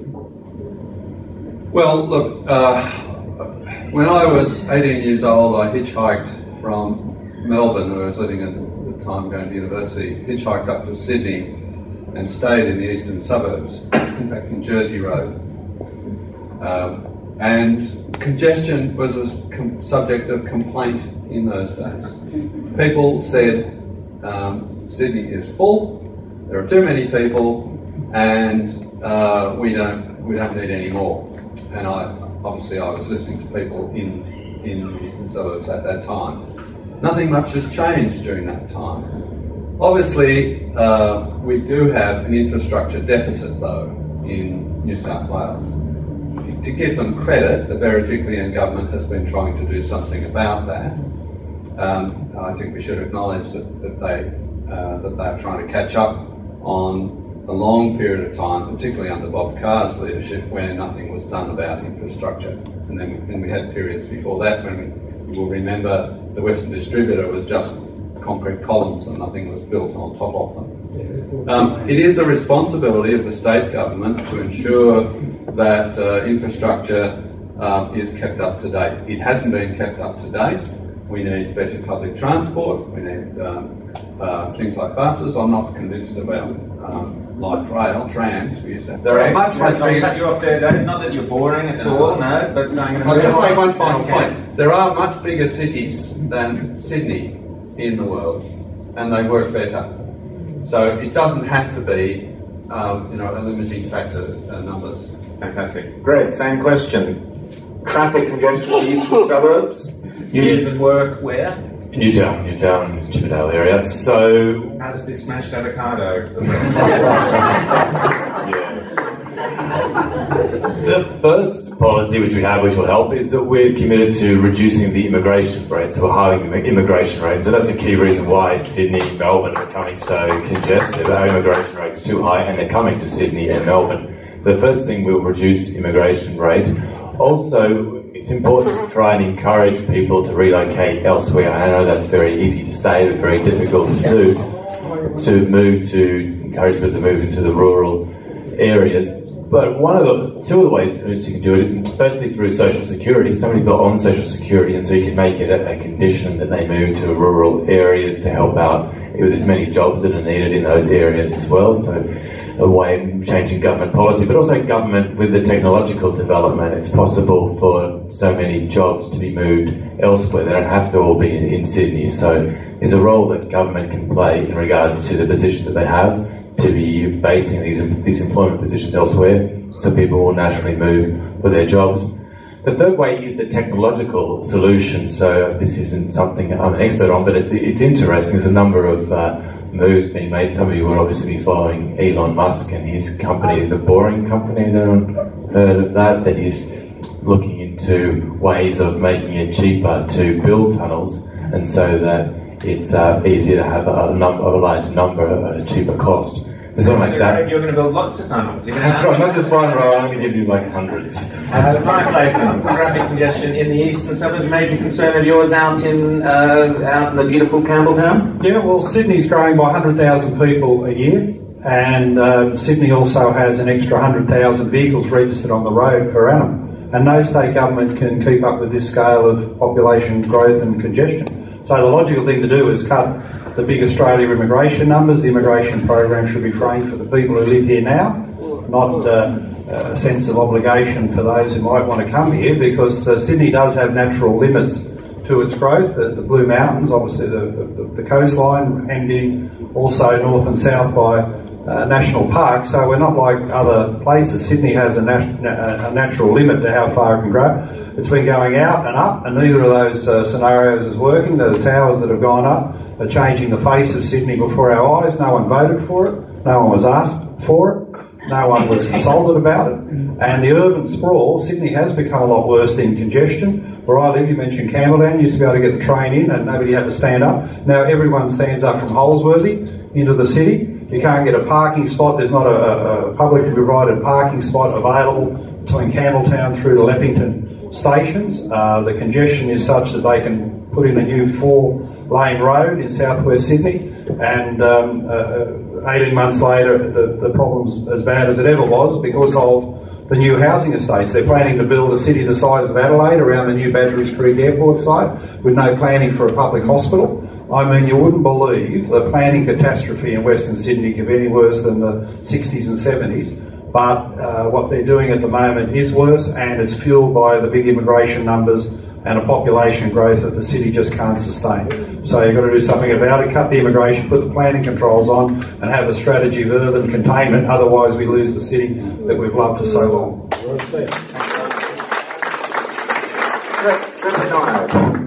Silvana, who'd like to speak on traffic congestion in the eastern suburbs and New South Wales? Either of you. Well, I'm all in favour of the tunnel going where the Spit Bridge is, because when we live in that area, and every day we have to get past the Spit Bridge, and it's just a great big traffic jam, and the bridge is up, nobody can get anywhere. So if we have the tunnel, you'd have free running car traffic through that tunnel, and I would support that. Now, while we're on the eastern suburbs, there were swastikas in Bondi recently. David Leyonhjelm. Actually, Silvana, you go first. Okay. Yes, we condemn, CDP condemns any acts of terrorism. With the 20 to 30 swastikas that were graffitied around Bondi is just not something in our country that we would tolerate. We are in this country as Australians to uphold all the different ethnic backgrounds and religious beliefs. So when we see these kinds of acts of terrorism, we have to stand up in our nation and talk against it and just say that we're not putting up with this, we're not going to tolerate it, and it is so important that we continue to uphold the Jews and Israel, because anti-Semitism is on the rise. And out of 366 acts of terrorism against Jews in Australia, 166 cases have been in New South Wales. So we have the majority here in this state. So we need to involve ourselves with understanding the Jews and their culture, and to not have fear of things that we don't know. When we don't understand, that's when fear generates, and people tend to do acts either out of hate or out of lack of knowledge and understanding. So it's important, and in CDP we uphold, we have a policy where we say that we uphold Jerusalem as the undivided capital of Israel. And oh, definitely.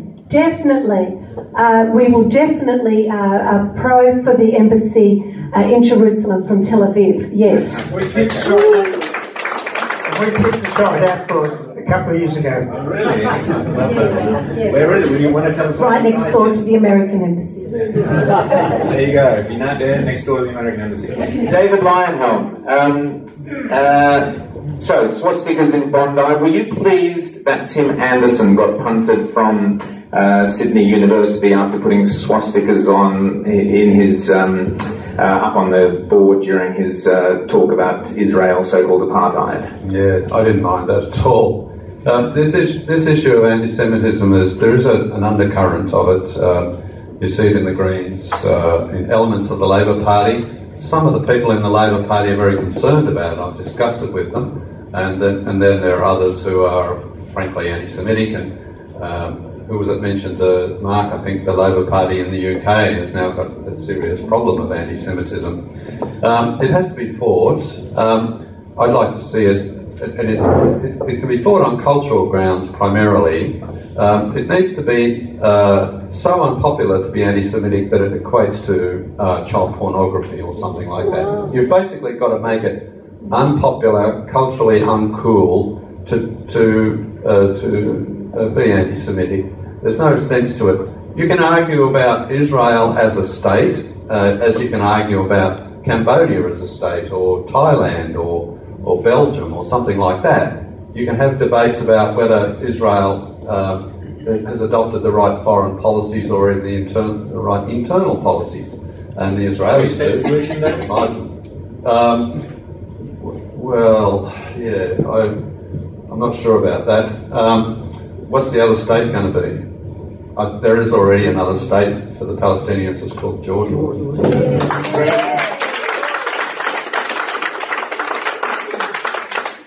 So, swastikas in Bondi, what would you do about it if you were in the upper house of New South Wales? So many of you would know there was a change in the laws a year or two ago with 93Z of the Crimes Act was put into the Crimes Act. And what that did was make it a crime for a person to threaten or incite violence on a range of grounds, including religion and race. So anyone who puts a swastika up in a public place would likely be found to be violating that act, because the symbol itself would be understood to be inciting violence on the grounds of race and religion. So we support that law. We supported of the removal of 20C of the Anti-Discrimination Act, because that's the equivalent, New South Wales equivalent of 18C, but also the retention of 93Z, because, as I was saying before, individuals who threaten or incite violence on these grounds should be prosecuted, and something like a swastika would qualify, in my view, as the incitement of violence. Thank you, Greg. Mark, what's One Nation's attitude on moving the embassy to Jerusalem? And then also talk to us about what you would do about the swastikas in Bondi. Yeah, well, the embassy should be in Jerusalem, no doubt about that. It's logical and historic capital of Israel, and I agree exactly with what Greg said about the swastika. It sounds like there is an effective penalty there and it should be enforced to the maximum. How did Pauline Hanson vote on the embassy, moving the embassy? Was there a motion in the Senate, or it's a government decision under Senator. foreign affairs power, isn't it? She voted against it. Is that widely known? It's in Hansard, I don't know. Right. She voted against the move. Yeah. I'm not too sure that's the case, but... Okay, well, that's one for the... Well, but my opinion expressed publicly has been to support... Well, I know, but you know, we're not a dictatorial party where everyone's got to have one single opinion. Or my opinion expressed constantly in the media is to support the move. That's enough from me. Let's hear from you, from the Outsiders Outsourced, as we say on the TV show that we'll have Milo Yiannopoulos on very soon as well. Who'd like to ask questions? If you ask the question, choose which candidate you would like to ask that question, or if you want them all to answer it. Who's first? Here we go. Greg, the Conservatives are basically an offshoot of the Liberal Party with suspected Liberal Party members. Wouldn't it be more effective if those disgruntled Liberal Party members who join Conservatives go back to Liberal branches to try and take the Liberal Party back from the lefties who have been infiltrating the Liberal Party? I've got unreliable sources that get up have been infiltrating the Liberal Party. Aren't the Conservatives, wouldn't they be better going back to the Liberal Party and flushing out the traitors? Oh, well, firstly, surprisingly, it's not just Liberals. There's a number of people in our party from Labor, from the Nationals, and also, perhaps most surprising, is a very large number of people who've actually never been involved in a political party before who have joined the Conservatives because they're just distraught at the direction our country is heading into. That was the first point I'd want to make. And yeah, that argument is made that it's a mistake that all of the conservative-minded people abandoned the Liberal Party to join the Conservatives, especially when they removed Abbott and put Turnbull into place. That obviously caused a huge exodus from the Liberal Party. I just feel Liberals, Labor, Nationals are just fundamentally compromised now. It's just... I know some people who are trying to reform it from the inside, but you can't forget it's the majority of the Liberals who decided to vote against Abbott and put Turnbull in. It's not just Turnbull is the problem. I know It's the factions. but it's the people who are in there. It's Howard's statement. It's a broad church, but you can't. If it's so broad, it stops being a political party. But more important than that, it's dominated by people who have a worldview that really puts them in the Greens party. They might have different economic issues, but on the social issues, the Greens worldview dominates not just the Greens now, but Labor and Liberal and National, which is why so many people are leaving them and joining the Conservatives. And so, Thanks, Greg. That's a good pitch there. Okay. Very good. Give him a hand for a good pitch. Sorry, yep. Go ahead then, yes. Yep. Yep, go ahead. Yep. Just like ask Mark Latham and others that I question. On the 20th of February, Glencore, the largest commodity mining giant, was bullied into making an announcement they would not increase the amount of coal mining they would do in the world. And that took place through bullying by superannuation funds. And I'd like to know what your opinion is about allowing superannuation funds to do that. Mark Latham, did you get that question? Yeah, I did.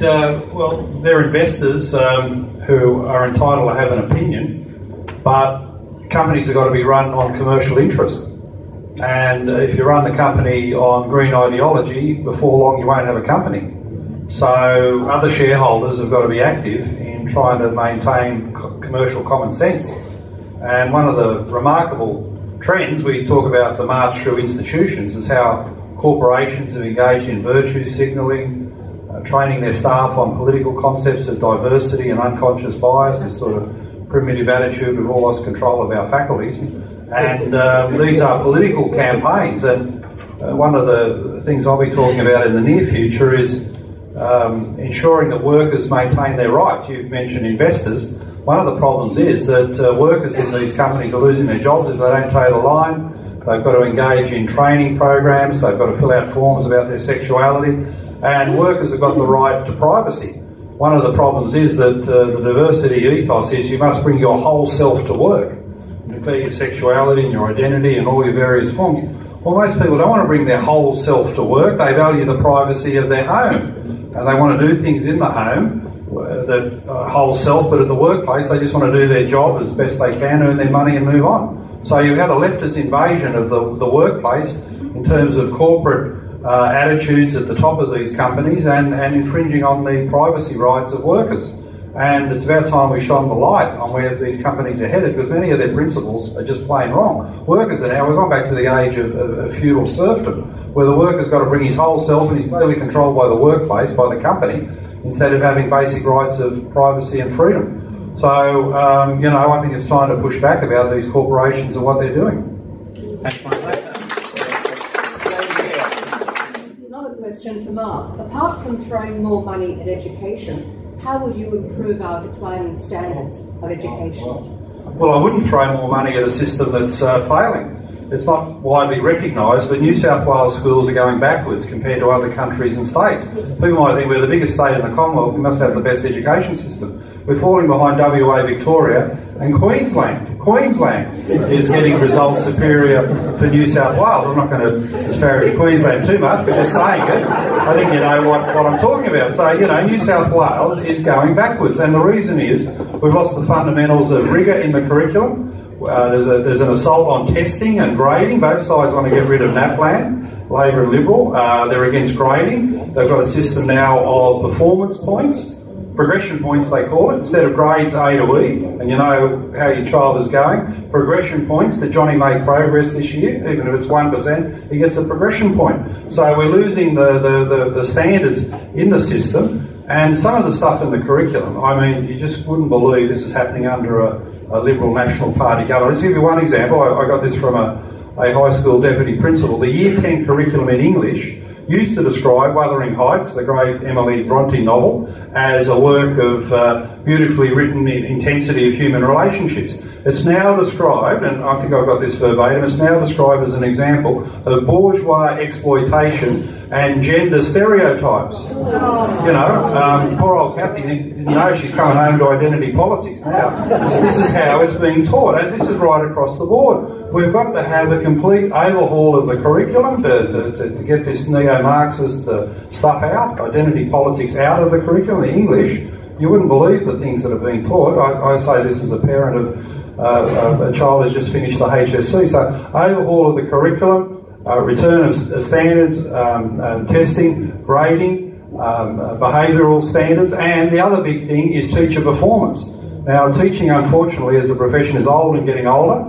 The results are indicative of a profession that's not having the high quality people needed across the board. Measure performance. There's an old dictum in public sector management, what gets measured gets done. So measure what teachers do. You've got to have tests at the beginning of the year. If the class has improved according to the test at the end of the year, that's a good teacher. They've got value added in the performance of that class. A teacher who doesn't get the value added, well, they should have to go get a different job. The university is churning out plenty of teachers there, and we should get the very best into the school system. But I've put forward a proposal that for high-performing teachers, they should get a $50,000 bonus a year, take their salary from 100 to 150, because you'll only attract the best people back in. You see, when I was going through HSC, generally there were people who thought teaching was an honoured profession, the money was pretty good. Now young people look at it as a form of social work. If they want to make a quid, they go off and do IT and engineering and business management and the like. You've got to make it more appealing for young people to go in, and performance measurement and performance bonuses are absolutely essential. So look, the funding issue is so low order because you can pour the money into a failing system and you effectively waste it.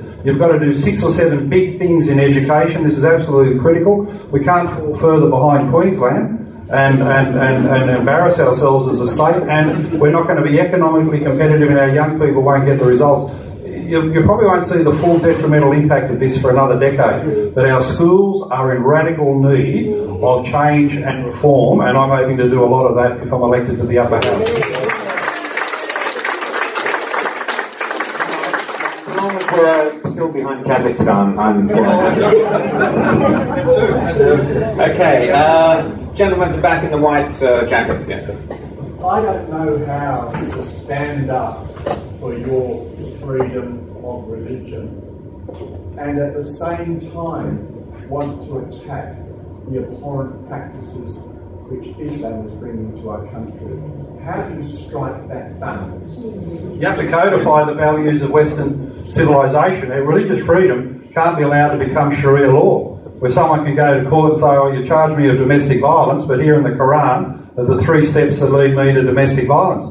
So in the attack on Western civilization, we need to codify the values and practices of our civilization to say some things, like hitting a woman, are fundamentally unacceptable and cannot be protected by a religious freedom. So that's how you do it. And you need religious freedom, but you can't allow it to become a Sharia law. Let's have... in CDP, we have 0 tolerance for domestic violence. We will uphold 0 tolerance for domestic violence, and we also uphold one law for all Australians, no Sharia courts and no Sharia law. Same question. So, religious liberty, as many of you are familiar with international human rights law, you know under Article 18, the International Covenant on Civil and Political Rights, paragraph 3 makes it clear the right to religious liberty is not absolute. You can always limit it when it violates or when it's necessary to protect public safety, order, health, and the fundamental rights and freedoms of others.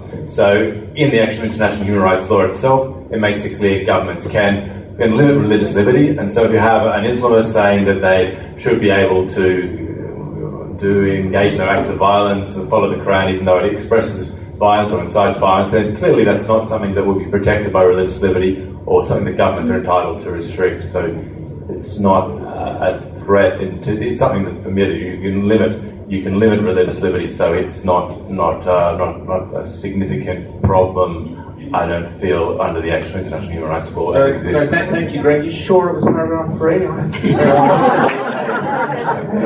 David Leyonhjelm.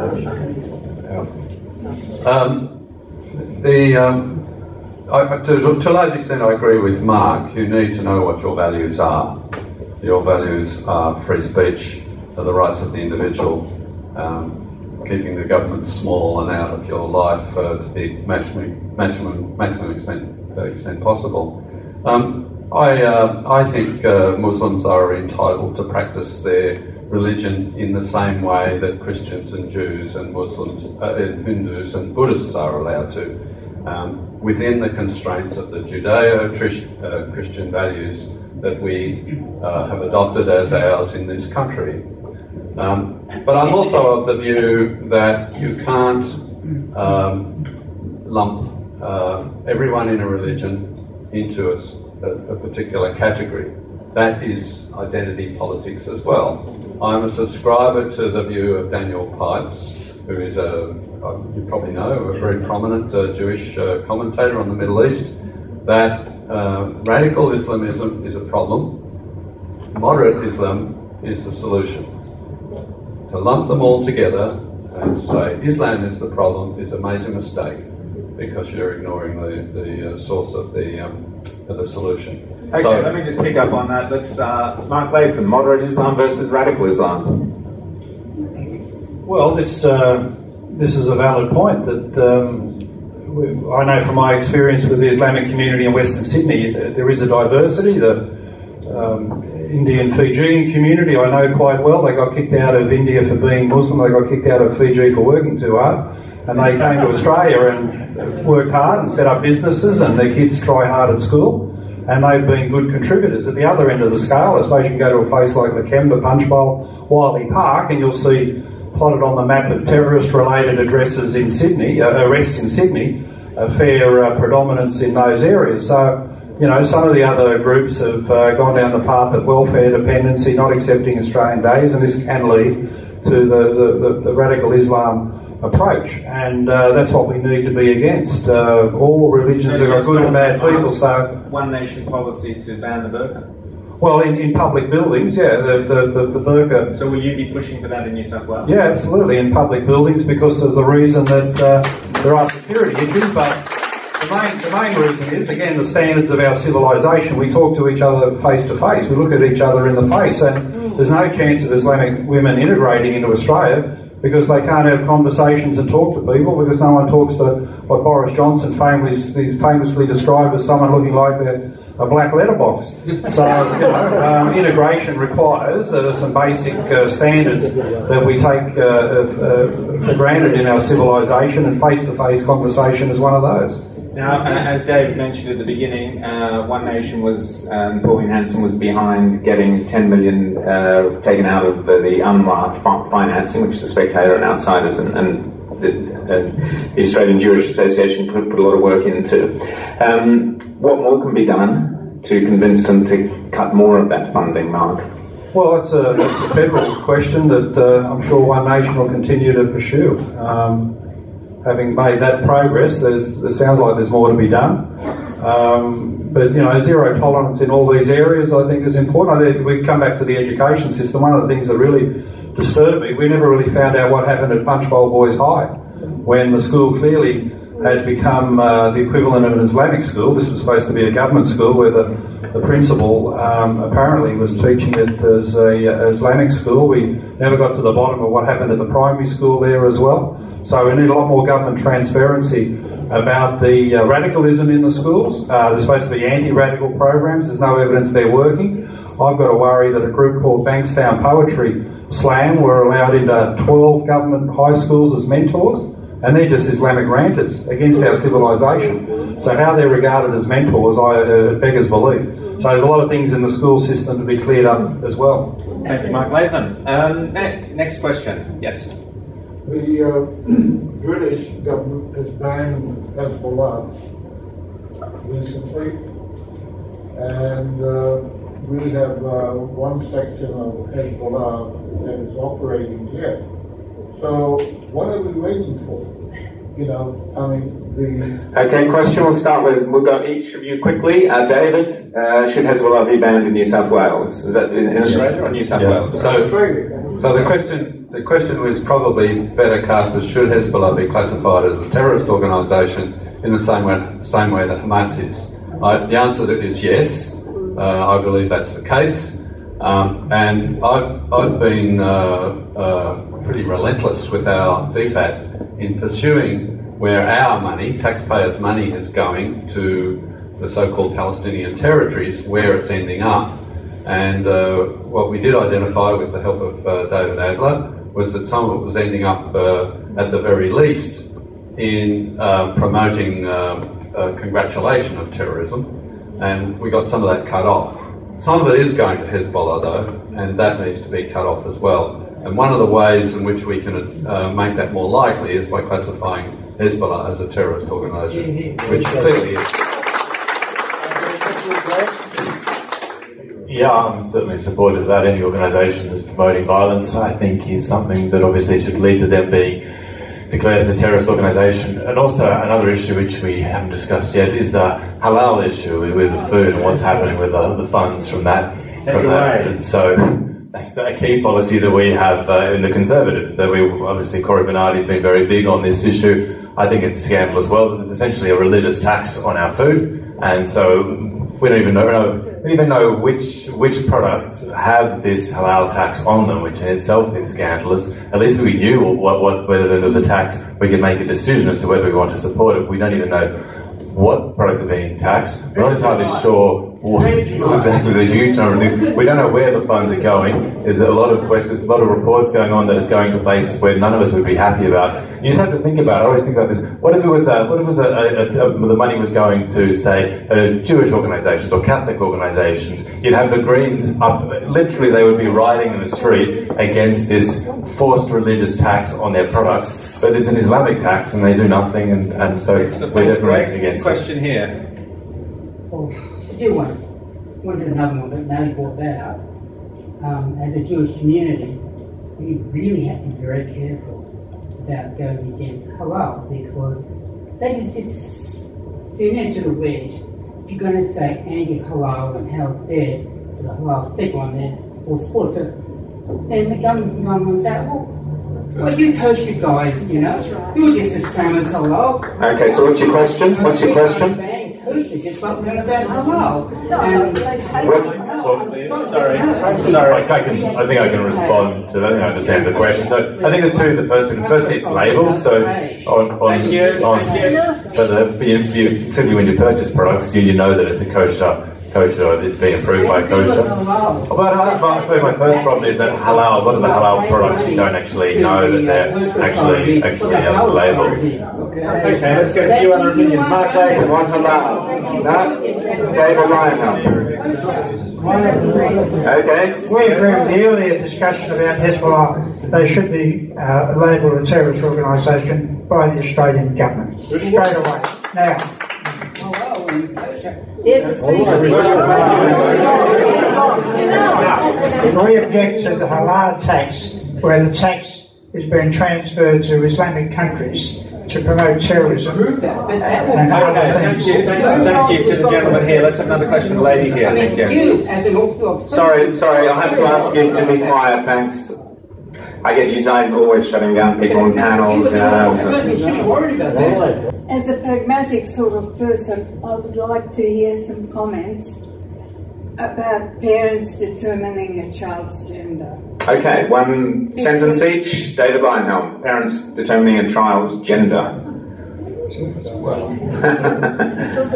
How can you? A lot of comments have been made about birth certificates not containing a child's gender. Yeah. And parents not telling whether they've had a boy baby. Okay, so legislation in Tasmania that says that there's no gender on birth certificates. Good. We totally oppose that whole move. That the birth gender of the child when it's born should be on the birth certificate and should stay there until they're an adult, and they can make up their own mind. So are there moves in the New South Wales Parliament? No, not that we're aware of. Are there moves in the New South Wales Parliament to follow Tasmania? No, I'm saying we would be opposed to it. No one has proposed it in our state parliament. Mark Latham? I think it's a basic question of the rights of the child. I think it's child abuse to impose a gender upon a child that defies biological reality. So the birth certificate must reflect the biology of the child when it was born. And as Fred says, the child can make a choice at age 18, but until that point, to impose your own view of gender upon a child who's got no say in it and no awareness of it as newborn, I just find it abhorrent, dreadful. A child is born with a certain set of genitalia. We got it. Okay, next question. Thank you. Sorry, you've had one at the back there. Who hasn't? Yes, thank you. My question is aimed at Mark Latham. However, the others want to answer. And when it comes to talking about the education, we see how it's not only collapsed in New South Wales when it comes to the standards, but also the biggest issue, and it affects other areas other than education, is the functioning of the government departments of education. What's your question then, please? What is Mark Latham's plan to overhaul not only the New South Wales Education Department, especially with the hardcore left element responsible for the setting of curricula, but also that has implications for state and federal government relations, because you have... Yeah, what's your question, please? My question is, what is Mark Latham's plan to overhaul not only the State Department of Education... Okay, thank you. Mark, if you can answer that question. Well, I'd be urging to clean them out, because Mark Scott, as the head of the Education Department in New South Wales, having wrecked the ABC, is now going on to wreck our children's education. So if you're a proven failure at the ABC, who put him in charge of schools? Mike Baird. He's a family friend. Now, you know, these people who are going down the path of eroding the standards and the curriculum and the fluidity approach in identity, they have no place in the teaching of our children. They have no place. And we need to do everything we can to identify them and move them on. Okay, now we've got time for one last question, something that, let's give us a question that we haven't already, on a topic we haven't already discussed. The lady here with the blonde hair. Rowan, you had a lady on Outsiders the other day. We heard her speaking at the IPA as well on how temperatures are actually... Jennifer Marahasi, yeah. Yes. How temperatures are actually distorted to show Yes. climate warming. So... Homogenization of data, yeah. Reverend Nile was saying how climate change is a hoax. And what I'm wondering is why aren't scientists like that given a much greater voice so that the left are being allowed to run the agenda? Well, we get as many of them as we can, and we're the only show that will admit that climate change is a hoax. No other person in the Australian media will. But would any of you like to comment on what can you do about the homogenization, Bureau of Meteorology, homogenizing data? Do any of you see that as a serious issue?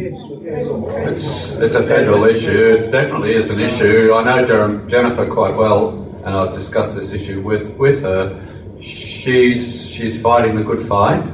The fact is, though, that I don't have to tell anyone in this room, I suspect, that this whole climate change thing has become a religious campaign. It's not good for people whose careers depend on the opinions of other people to go against religion, against that religion. You know, we're not worshipping God anymore, we're worshipping Gaia. And, you know, it's very, very difficult for scientists to speak up and say this is wrong. Look at what happened to that guy, Peter Reid, about the Great Barrier Reef. He says, no, it's not dying. The science that you're using is crap. And the only thing is, you know, you have to hope, and usually it's the case, that if you wait long enough, the truth will eventually come out. The truth will come out. Thanks, David. Reverend Nile, like to comment on that? Well, we can't wait for that to happen because that would lead to the destruction of our society. So we have to expose the climate change hoax and do it rapidly and bring home some sanity and truth to the whole issue and have correct scientists who are qualified speak the truth on this issue and know they won't get sacked for speaking the truth. Okay, that's it for questions. Now we're going to ask each of the candidates to make a 1 minute, and I'm going to be ruthless, 1 minute closing statement. Come up to the podium, starting with David Lyon. Albert, thanks. 1 minute, 1 minute, time here. So my pitch is this: vote for a minor party is better than a vote for the major parties. There are some good minor parties. You've heard them here tonight. If you share the views of the Liberal Democrats, get the government off your back and out of your pocket. Leave you alone. Support individualism. All of the rights and freedoms that you hold dear are the same rights and freedoms that the Liberal Democratic Party holds dear. I've proven that I stand up for these things in the Senate. I'll never vote for an increase in taxes or a reduction in liberty. That's the pledge I make for the New South Wales Parliament as well. Very nice. That was 30 seconds, David. We should, get you on TV. Yeah. Greg Walsh.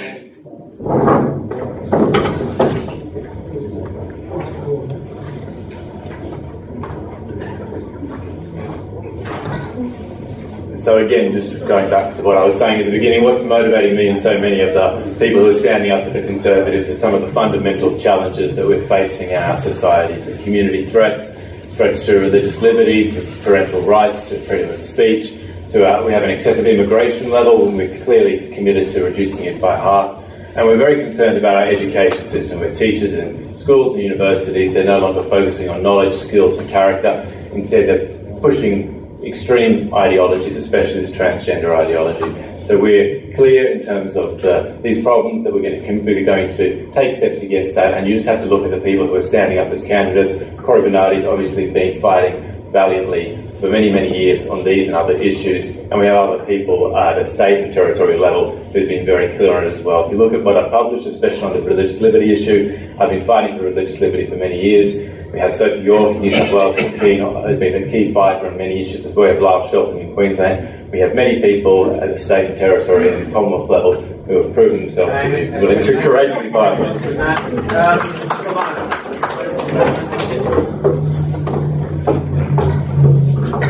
CDP wants to be part of the solution, not the problem. And we want to be part of restoring the faith of Australians back into the leadership of our nation. We don't always see the problems just being economic or political. We see that it's a lack of values and common decency in our nation. And we want to restore these principles back to public policy. The other thing is the education system. I cringed when Pickley put in $360,000 into our education system because it wasn't the money. It's our morals and values. If we teach children morals and values, we will restore this nation. Let's bring back the 10 Commandments into our education system. In the Bronx, you can have a child that has no money, and they go to scripture classes, and that child will rise above and is able to be a president of America or a prime minister here in Australia if we have children in Redfern. It's got nothing to do with the money. It has to do with values, common decency, respect, and all these things. And we support the Jewish community and Israel, and we uphold them. And as we bless Israel, our nation will go forward. Those who curse will be cursed, those who bless will be blessed.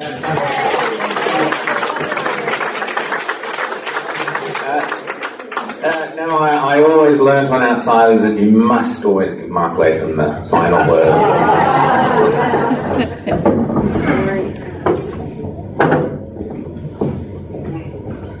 Thanks very much, Rowan. Well, hopefully here this evening and in other forums I've been able to explain the things I believe in, but I think this election also brings a dimension of style and approach, and I hope people could appreciate that One Nation, we take on the issues that other people are scared to talk about. We're fearless when it comes to standing up against the PC outrage industry. We like to, and we plan to continue disrupting this leftist takeover of institutions to turn around Australia, a country that's headed in the wrong direction because we're losing so many of our values and freedoms as a nation that we've regarded traditionally as what makes us Australians. We're losing the freedom, the meritocracy, the resilience, the love of country is under attack. So we fight for all those things. It is a time for people who fight, who disrupt, who will do everything possible to turn around our nation and restore the things that have made us great. And when it comes to fighting and disrupting, as Rowan could attest, I've been sacked so many times, I belong in the New South Wales Parliament.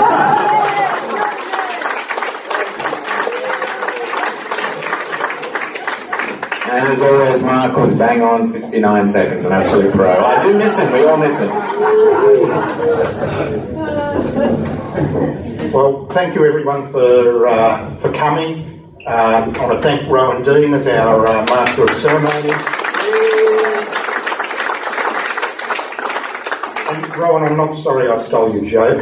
I want to thank the panellists, the candidates, Senator Leyonhjelm, Greg Walsh from Australian Conservatives, Mark Latham, One Nation, Reverend Fred Nile and Silvana from the Christian Democratic Party.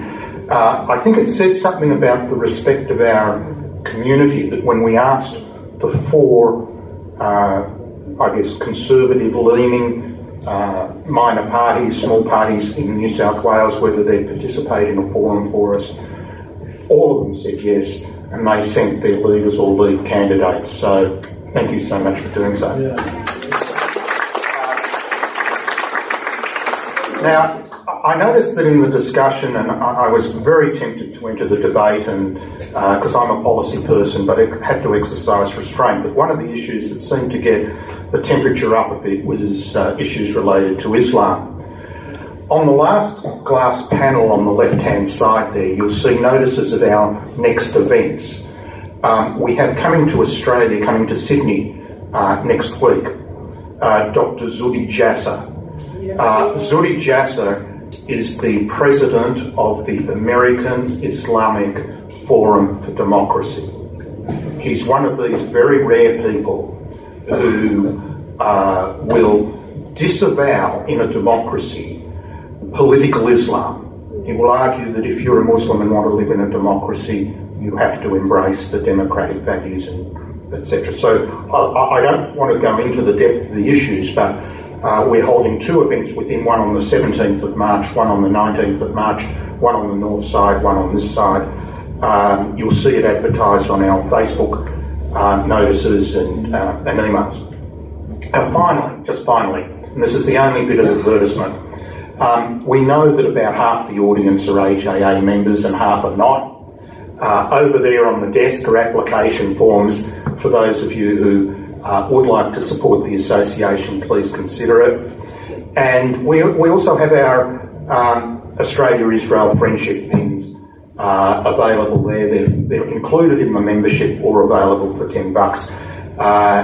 If you want to move downstairs for informal drinks, I don't know if any of the panel would like to have a drink before they depart. Please do so, and we can continue to the discussion. And I'll just conclude with something that we said in the synagogues this last Shabbat when we finished the second book of the Chumash. Chazak, chazak, v'nitchazek. Strong, and be strengthened. And that's what we need for the first time, having a conservative-leaning voice for the Jewish community and being able to work with people like this. Thank you very much again.